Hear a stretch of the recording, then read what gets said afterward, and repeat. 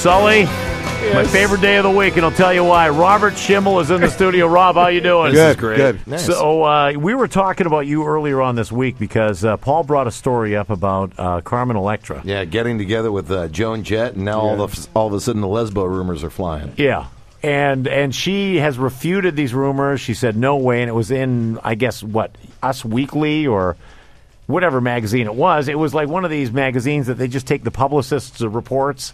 It's basically the stars put out their memorandums, and the magazine publishes it.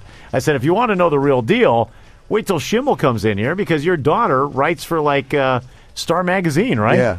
We can try and call her, but you just can't. I don't think she wants you to give her name on the phone. Okay. She's going to be disinvited to a lot of parties. I mean, but she's dialed in. Find out what time. She actually did the red carpet at the Academy Awards. Really? Nice. Yeah. So And now she said when you're standing on the spot there that says Star Magazine, that's when people like loop around and don't go and talk to you.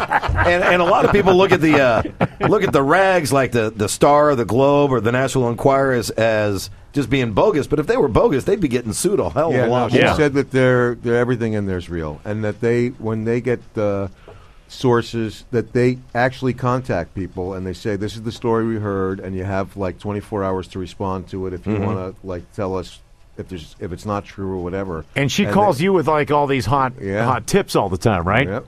So what was the latest thing she's called you with?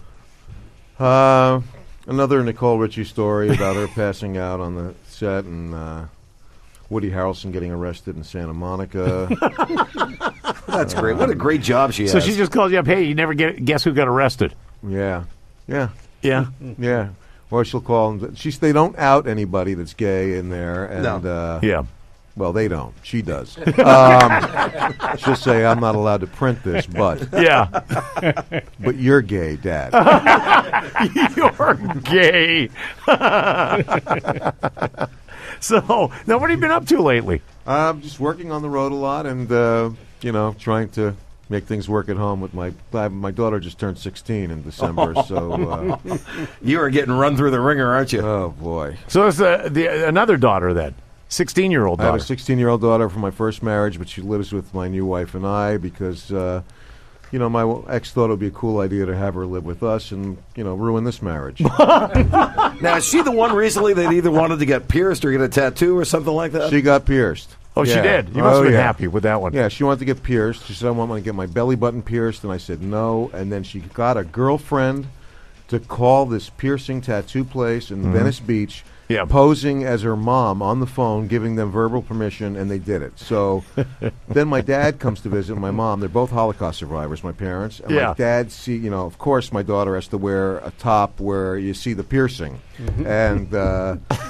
so he goes, oh, my God. And I said, Dad, you know what? I wasn't here when she did it. And this girl called and lied and said she was her mom and everything. Yeah. And he said, why don't we go down there and have a talk with these guys? And I said, yeah, what, the Nazis weren't enough for you? You got to mess with the tattoo piercing people now? 80 years old, you're going to walk in there and go, what did you do to her? Not as much as we're going to do to you.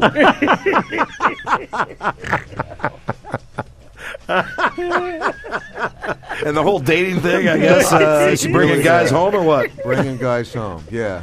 Yeah. Bringing guys home, and, it's like when they go, hey, I'm a big fan of yours, Mr. Schimmel. Great. Then you're not for my kid. So if you know what I'm talking about, get out of here. Yeah. I see a picture of my daughter with 2 of her girlfriends and 3 other guys posing, and they had this hand signal thing. I thought it was some gang sign. Yeah.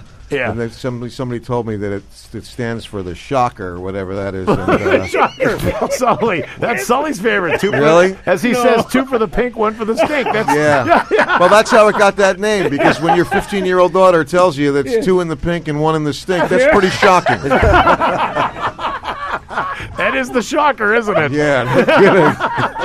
Well, at least I know she's not like her mom, because she was 6 in the pink.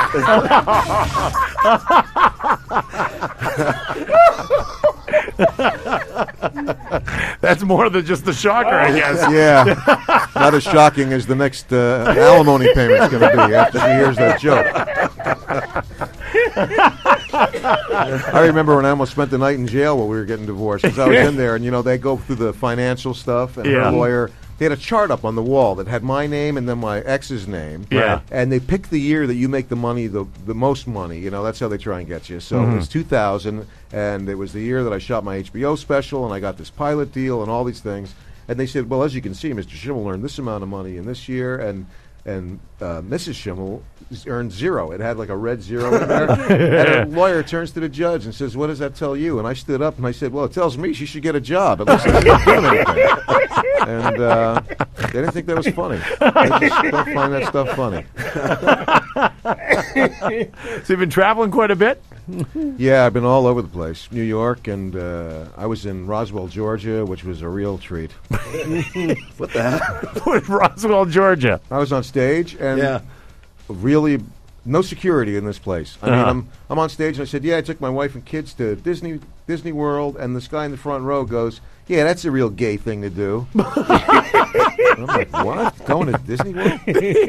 So I completely ignore him. You know, I don't talk to the audience, really. Right. And so I said, so anyway, I'm at Disney World because you're gay. I said, okay. So I'm at Disney World with my gay kids and my dyke wife. And he stands up and goes, are you mocking me? And I said, is there anybody from the club in the room right now? And the guy goes, you'll get yours after the show. And I'm like, man. And that was the longest 3 hours I ever stayed on stage. I just couldn't get off of it. I asked if there were any off-duty cops in the audience that walked me to my car after. I mean, he really scared me. I mean, wow. Roswell, Georgia. Yeah, really nice place. Not the Roswell where they have the alien or anything. It's all people are aliens there. Hey, you know, speaking of Georgia.